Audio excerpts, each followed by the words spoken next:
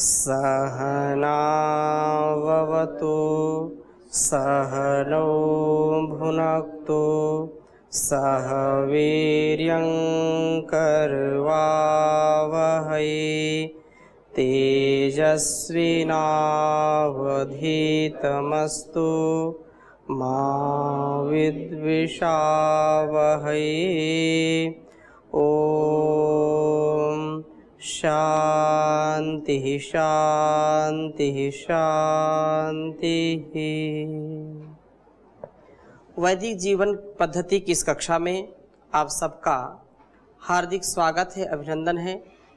ईश्वर प्रणिधान का हम स्वाध्याय कर रहे हैं और उस पर चर्चा चल रही है। निसंदेह हमारा जीवन और ये जगत तभी श्रेष्ठ हो सकता है जब हम उस परम पिता परमेश्वर की भक्ति से उत्प्रोत होंगे।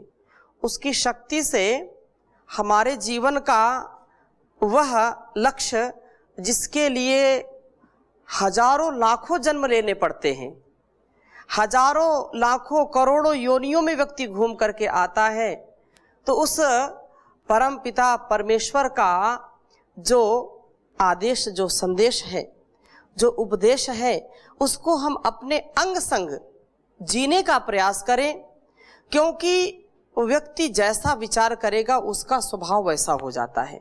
तो हम एक पल भी उससे अलग ना रहें, एक पल भी उससे जुदा ना रहें। यदि एक पल भी उससे हम अलग होने का प्रयास करेंगे तो जो वासनाएं हैं, जो इच्छाएं हैं, जो अविवेकपूर्ण इच्छाएं हैं, वो हमको दबा लेंगी। और वैसे जैसे एक मच्छर को ये मकड़ी का जाला लपेट लेता है, उसको फंसा लेता है, वैसे हम विषयों में फंस जाते हैं। विषय गढ़ा का पुरुषम करोति वशवर्तिनम न सत्पुरुषम बधनाति मशक मेव ही लूता तंतुर न मातंगम। कवि ने कहा कि जिसने भी परमात्मा का आश्रय छोड़ा है, जिसने भी उस जगत पिता जगन माता का ध्यान नहीं दिया, अर्थात उसको ध्याया नहीं है, उसको विषय अपनी ओर लपेट लेते, उसको फंसा लेते हैं। वो आकर्षण तो संसार का आएगा हमारे ऊपर, आकर्षण से बच नहीं सकते हैं। उसके लिए हमको जो सबसे ज्यादा शक्तिशाली है, उस आकर्षण से युक्त रहना है। ये सारा संसार आकर्षण का ही तो खेल है। आकर्षण से ही व्यक्ति बंधा होता है। ये सारा संसार, ये सारा ब्रह्मांड अपने से जो अधिक शक्तिशाली है, उसी के आकर्षण में बंध जाता है, उसी के प्रति उसका झुकाव हो जाता है। कोई रूप के आकर्षण में है, कोई रंग के रूप रंग में, कोई वासना रसना की वासना में फंसा है, कोई वाणी में शब्द रूप रस गंध आदि स्पर्श आदि भोगों में कोई उसको अपना आकर्षण बना रखा है। तो यदि रूप का आकर्षण हमने अपने दिमाग में रखा है, सुंदर सुंदर रूप को देख करके व्यक्ति मचल जाता है। तो ऐसा आकर्षण जो क्षणिक है, जो नष्ट होने वाला है, ऐसे आकर्षण से यदि हम अपने को युक्त करेंगे तो हमारा जीवन नष्ट होगा। और ये जवानी में अक्सर याद नहीं होता है, वो बाद में देखा जाएगा। भक्ति भजन बाद में करेंगे, अभी ईश्वर प्रणिधान क्या करना। अभी तो भोगने की शक्ति है हमारे शरीर में, तो भोगें, और जो भोगेगा वही रोगी हो जाएगा। ये जवानी की अकड़ सब खाक में मिल जाएगी, ये जवानी की अकड़ सब खाक में मिल जाएगी। जल चुके हैं जो शव उनकी अस्थियां देखा करो, जिंदगी की हूबहू तुम झलकियां देखा करो। क्या है इस हाड़ मांस में, लेकिन उस परमात्मा को भुला करके लोग लगे रहते हैं, सांसारिक आकर्षण में लगे रहते हैं। संसार में आकर के उस परम पिता परमेश्वर को भूल जाते हैं। इसलिए कहा,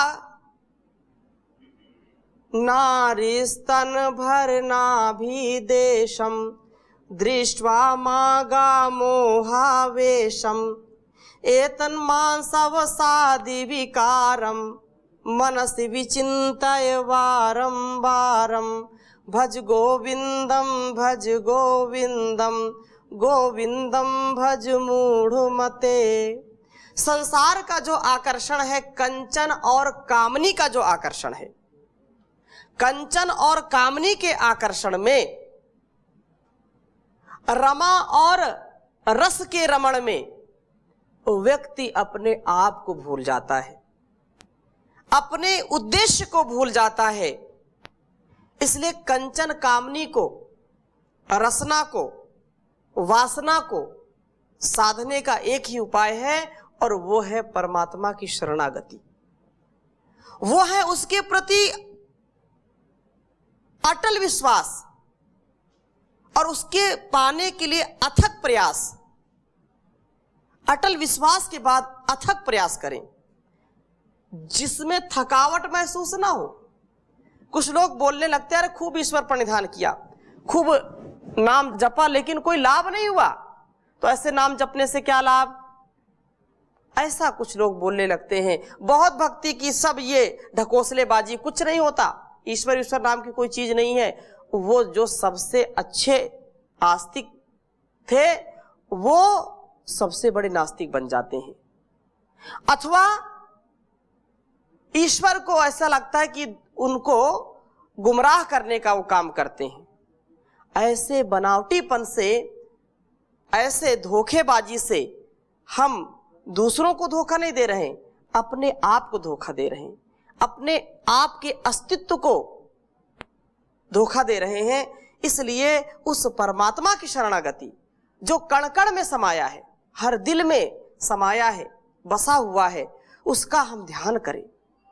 और वह एक है, अनेक नहीं है, एक ही वह सब जगह, सब स्थानों पर उसका वास है। उसी का ये सारा जहान उसका निशान है, उसकी पहचान है। तो हम उसको पहचाने तो, उसको जाने तो। और अब जब जान गए, जाग गए, तो सोना नहीं, सतत उस प्रयास को, उस ईश्वर प्रणिधान को हम बढ़ाते रहें। ईश्वर प्रणिधान करने से व्यक्ति निठल्ला नहीं बनता। कुछ लोग बोलने लगते हैं कि जो जप करते हैं वो निठल्ले हो जाते हैं, किसी काम के नहीं होते हैं। यह भी एक भ्रांति है। और ऐसा जो करता है तो समझिए कि ईश्वर भक्त नहीं है पूरा, वो कि दिन भर आंख मूंदे बैठा रहे। हाँ ठीक है, अपवाद में कुछ लोग हो सकते हैं, अगर ऐसी किसी की स्थिति हो तो वो क्षमा करें। लेकिन परमात्मा का सच्चा भक्त, ईश्वर परिधान से युक्त जो व्यक्ति है, वो कभी निठल्ला नहीं हो सकता, कभी प्रमादी नहीं हो सकता है। वो और उत्साह से भर करके इस संसार के लिए उपकारक बन जाता है, उपकारी हो जाता है, सारे संसार का उत्कर्ष करने वाला हो जाता है। जैसे परमात्मा एक क्षण के लिए भी निठल्ला या बिना जो है अपनी रचना के रह नहीं सकता है, अर्थात सतत उसकी रचना चलती रहती है, रचना धर्मिता उसका स्वभाव है। ऐसे ही जो व्यक्ति ईश्वर प्रणिधान में लीन हो जाता है, वो उसका बोलना, उसका उठना, उसका चलना, उसका एक एक कार्य बहुत बड़े अर्थ को लेकर के रहता है। उसका संकेत मात्र ईश्वर की प्रेरणा से होता है और उस संकेत मात्र से लोगों का कल्याण हो जाता है। ऐसी उसको सिद्धि प्राप्त हो जाती है। अब कोई आकर्षण, माना किसी का सूर्य चंद्र, ये आकर्षण से ही तो चल रहे हैं। ये पृथ्वी का आकर्षण कौन है? इस पृथ्वी का सूर्य है, और सूर्य भी किसी के आकर्षण से चल रहा है। इस चंद्र किसके आकर्षण से चल रहा है? पृथ्वी के। तो ये सब आकर्षण से खींचे हुए हैं, वो गुरुत्वाकर्षण से खींचे हुए हैं, और वो गुरु इसीलिए गुरु है सबसे भारी है। गुरुत्वाकर्षण से, गुरुत्व के भारीपन के आकर्षण से हम भी आकर्षित होते हैं। अब यह बात अलग है कि कौन कैसा आकर्षण चुनता है, कौन किस आकर्षण को, जितना जिसका विवेक होगा वैसे उसका आकर्षण होगा, वैसा वो खींचा जाएगा। जब फिर वो होश में आएगा तो बड़े आकर्षण की खोज करेगा। जब जान लेगा कि ये तो क्षणिक है, तो इसमें तो कोई सार नहीं है, इस असार संसार में सार को खोजिए। जैसे संत का स्वभाव होता है, संत का स्वभाव क्या है कि जैसे उसको संत हृदय नवनीत समाना, मक्खन के जैसा होता है, लेकिन मक्खन देखने में भी थोड़ा सा अच्छा लगता है और खाने में क्या है, पौष्टिकता है। तो व्यक्ति जो ईश्वर के परिधान से युक्त होता है उसका प्रत्येक क्रियाकलाप गुणकारी होता है, कल्याणकारी होता है। उसकी उपस्थिति मात्र, उसका दर्शन मात्र हमारे अंदर उत्साह उत्पन्न करता है। परम पूज्य स्वामी जी महाराज हमारे बीच में बैठे हों तो उनकी उपस्थिति मात्र से हमको उत्साह मिलता है कि नहीं मिलता, उनका आकर्षण हमको खींचता है कि नहीं खींचता। तो उनका आकर्षण, वो गुरु है, आचार्य है, और वो परम पिता तो गुरुओं का भी गुरु है। तो उसके आकर्षण से हमको सदा युक्त रहना चाहिए, उसके गुरुत्व से हमारा सामर्थ्य बढ़ता है, हमारे अंदर भी गुरुत्व आता है, हम गुरु बन जाते हैं। अर्थात हमें अंधकार से प्रकाश की ओर चलने का सामर्थ्य मिल जाता है। ये ईश्वर परिधान से लाभ मिलता है। और वह परमात्मा ईशोपनिषद में कहा, अनेजदेकं मनसो जवीयो नैना देवा आप्नुवन् पूर्वमर्षत् तद्धावतो नान्यते तिष्ठत् तस्मिन्नपो मातरिश्वा दधाति। जिसके गुण कर्म स्वभाव से, जिसके नवनिर्माण से हम समर्थ होते हैं, जिसकी शक्ति से हमारा सामर्थ्य बढ़ता है, और वो एक है, अनेक नहीं है, वो एक है, अनेक, अनेजदेकम, अनेजत, वो चलता फिरता नहीं है लेकिन उससे बढ़कर भी कोई नहीं है। अनेजदेकम मनसो जवीयो, वो परमात्मा चल फिर नहीं रहा है लेकिन मन से भी ज्यादा उसकी गति है। जैसे अभी मन में कोई विचार आ जाए, अमेरिका कभी कोई घूम के आया हो, कोई कितने ही हजारों हजारों किलोमीटर कोई घूम के आया हो, चांद पर होके आया हो, तो चांद पर जाने में समय लगेगा, अमेरिका जाने में समय लगेगा, लेकिन एक बार हो आए और मन ने उसको जांच परख लिया, चिंतन कर लिया, तो एक क्षण में आप वहां की सैर करने लग जाते हैं। ऐसा होता है कि नहीं होता? लेकिन उस परमात्मा की गति को देखिए, वो मन से भी ज्यादा गतिमान है। मन तो सबसे ज्यादा गति करता है, लेकिन मन से भी ज्यादा किसकी गति है? उस परमात्मा की गति है। वो गति करता भी है और गति नहीं भी करता है। आगे के मंत्र में कह दिया, तदे जति तन्ने जति तद दूरे तदवंतिके तदंतरस्ते सर्वस्ते तदु सर्वस्यास्ते वायता। तो वो एक है, अनेक नहीं है। और उसके गुणकर्म स्वभाव को जानकर हम भी वैसा बनने का, उसके उपदेश को समझने का प्रयास करें। तो अनेक जेतम अनेज देकम मनसो जवियो नैना देवा आपनुवर पूर्वमर्षत। इन आंखों से, इन इंद्रियों से उसको पाया नहीं जा सकता, इनके पार है वो। आंखों का सामर्थ्य कुछ दूर तक है। आप यहां से देखेंगे थोड़ी दूर दिखाई पड़ेगा, आप दूसरी मंजिल में जाएंगे और थोड़ा सा दूर का दिखाई पड़ेगा, और ऊपर सबसे ऊपर चढ़ जाएंगे, 5-10 मंजिल के ऊपर होंगे तो थोड़ा ज्यादा दिखाई पड़ेगा। लेकिन जैसे जैसे दूरी बढ़ती जाएगी वैसे वैसे आंखों का सामर्थ्य भी घटता जाएगा। इसलिए कहा इन आंखों से उसके सामर्थ्य को हम पार नहीं पा सकते, उसके सामर्थ्य को जान नहीं सकते। कानों से उसके ध्वनि को, उसके आवाज को, उसके वचनों को सुन नहीं सकते। वो हमसे आगे है, इन इंद्रियों से भी आगे है, पूर्वमर्शत, वो पहले पहुंचा हुआ है। और कहा कि तद्धावतो अन्यते तिष्ठत, ये अन्य जो हमारी इंद्रियां, हमारे विचार के घोड़े दौड़ते हैं, दौड़ रहे हैं, उससे भी पहले वो जाकर के वहां पर ठहरा हुआ है। तद्धावतो अन्यान अत्येति तिष्ठत, वो अन्य दौड़ने वाली इंद्रियों से भी पूर्व में जाकर के ठहरा हुआ है। खड़े खड़े ही वो गति नहीं कर रहा है, एक स्थान पर है तो भी वो वहां पर पहले से विद्यमान है। और अगली बात क्या कही कि उसके ही शक्ति के कारण मातरिश्वा दधाति, वह मातरिश्वा आपा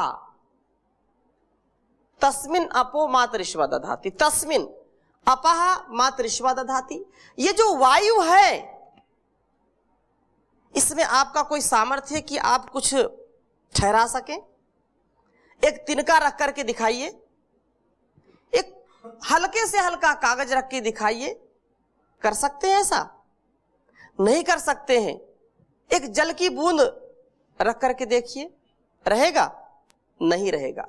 लेकिन उस परमात्मा की शक्ति से ये वायु भी, जैसे समुद्र नीचे पृथ्वी पर हमको दिखाई पड़ता है, इससे भी अधिक जल राशि ऊपर है, वह जल राशि को इस वायु में व्यवस्थित कर देता है।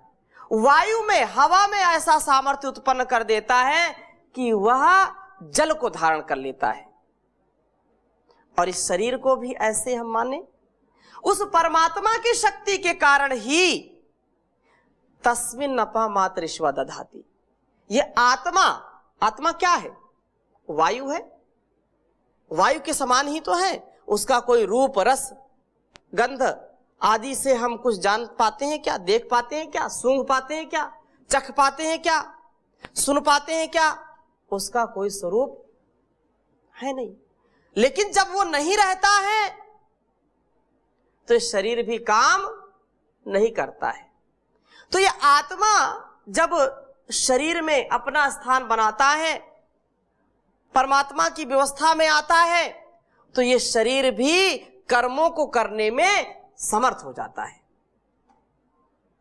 सब कुछ अच्छा है, लेकिन यदि शरीर से प्राण निकल गए तो हमारे अंग काम करेंगे क्या?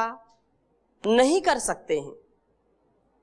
और उस प्राण के कारण, उस वायु के कारण हमारा शरीर चलता है और बड़े बड़े कामों को करता है।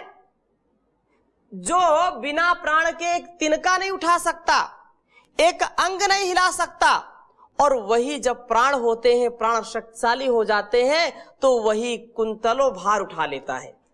क्यों? कैसे? उस परमात्मा की शक्ति के द्वारा। तो इसलिए कहा कि अनेजदेकम, वह एक ही है।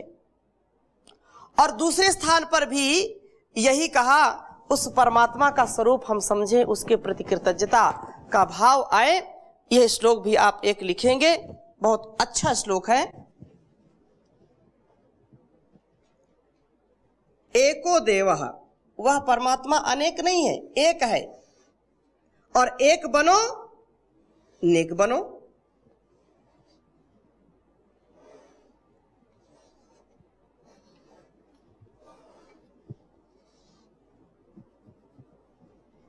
एको देवः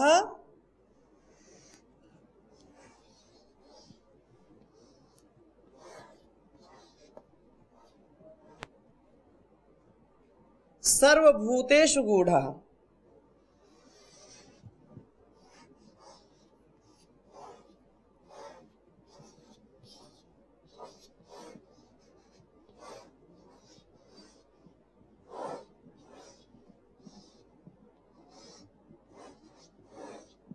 सर्वभूतेषु गूढ़ः।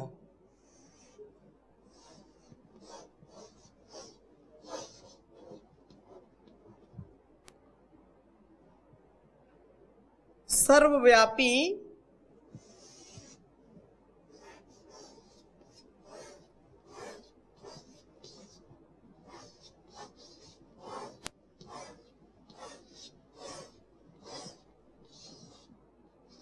सर्वव्यापी सर्वभूतांतरात्मा।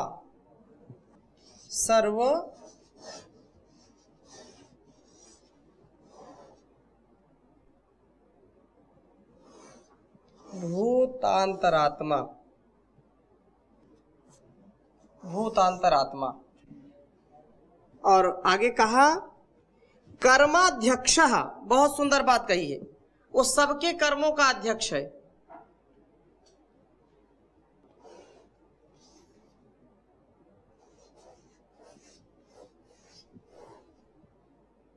कर्माध्यक्षः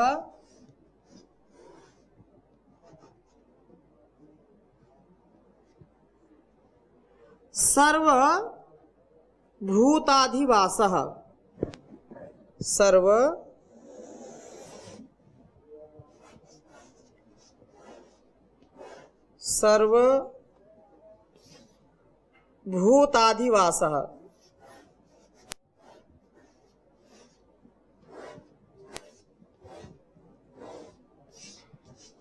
सर्वभूताधिवासः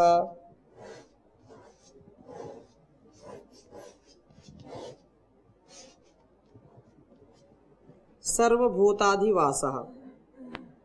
साक्षी चेता केवलो निर्गुणश्च। साक्षी चेता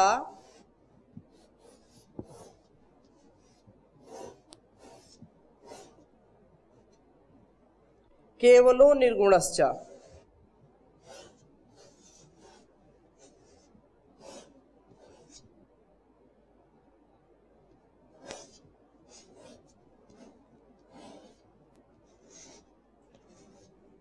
निर्गुणश्च।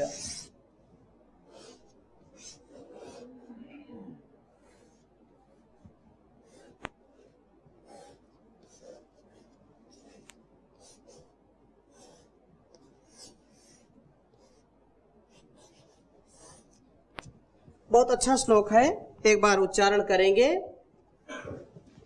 भाव के साथ। एको देवः सर्वभूतेषु गूढ़ः सर्वव्यापी सर्वभूतांतरात्मा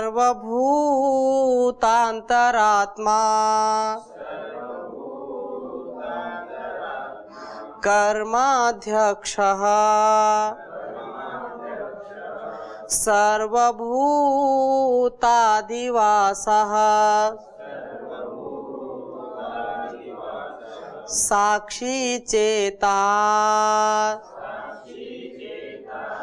केवलो निर्गुणश्च। एको देवः सर्वभूतेषु गूढ़ः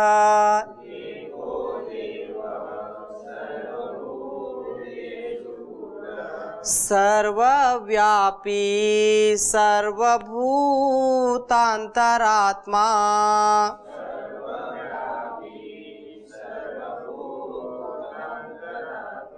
कर्माध्यक्षः सर्वभूताधिवासः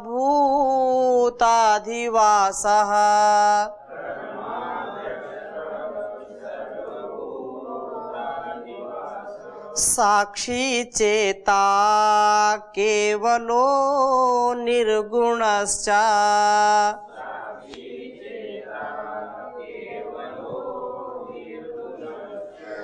तो यह परमात्मा का गुण क्या है और उसको हम जब समझेंगे जानेंगे तो हमारा हृदय कृतज्ञता से भर जाता है, हमारे अंदर भक्ति फूटने लगती है, हमारे अंदर का मैल छट जाता है।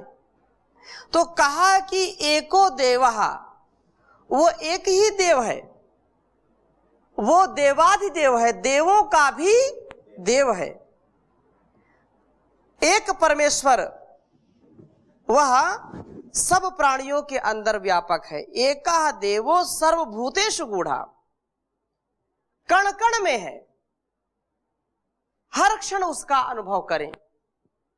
जो प्राणी हैं उन प्राणियों में उस परमात्मा का दर्शन करें, उसका अनुभव करें कि वह एक परमेश्वर ही सब प्राणियों के अंदर व्यापक है और सबके अंतरात्मा में छिपा हुआ है। सबके अंतरात्मा में उस परमात्मा का वास है। लोग बाहर ढूंढने जाते हैं, लोग अनेक तीर्थ स्थानों में खोजते रहते हैं, लेकिन वह परम पिता परमेश्वर अंदर है, अपने अंदर है। किसी ने कहा कि जैसे मृग के नाभि में कस्तूरी होती है और उस कस्तूरी में बड़ी सुगंध होती है, उस कस्तूरी की सुगंध से प्रेरित वहां हिरण चारों तरफ उसकी सुगंध को खोजता रहता, कहां से आ रही, कहां से आ रही, कहां से आ रही। जंगल में इधर उधर उसको तलाश करता रहता है। उस कस्तूरी मृग को यह नहीं पता कि तेरे नाभि में कस्तूरी है। कस्तूरी कुंडली बसे मृग ढूंढे वन माही, कस्तूरी कुंडली बसे मृग ढूंढे वन माही, ऐसे घट घट राम है दुनिया देखे नाही रे कबीरा, दुनिया देखे नाही। घट घट में उस परमात्मा का वास है, उस जगत पिता का निवास है, लेकिन कोई मथुरा, कोई काशी, कोई काबा, कोई मक्का, कोई मदीने में जा करके उसके दर्शन पाना चाहता है। अरे वो तो जर्रे जर्रे में समाया है, खुद आया हुआ है वो खुदा, हर पल हर क्षण तेरे साथ रहने वाला है। फिर बाहर क्यों हम भटक रहे हैं, अपने अंदर झांक करके तो देखें। इसलिए कहा कि एको देवा सर्व भूतेषु गूढ़ा, सर्वव्यापी सर्वभूतांतरात्मा। और अगली बात कही कर्माध्यक्ष, वो कर्म सबके कर्मों का यथोचित न्याय पूर्वक फल देने वाला है, अध्यक्ष है वो कर्मों का, और वह सब कार्यों का अध्यक्ष होते हुए सब प्राणियों के अंदर बसने वाला, वो सबका साक्षी है, सबका वह साक्षी है, सबको जानने वाला है, सबको जानता है, चिति संजाने, उस सबको देखता है, सबके गुण कर्म स्वभाव को जानता है, अच्छी प्रकार सम्यक जानम संजानम। और हम चर्चा इसको और आगे बढ़ाएंगे, अभी यहीं पर विराम देते हैं। ओम शांति शांति शांति।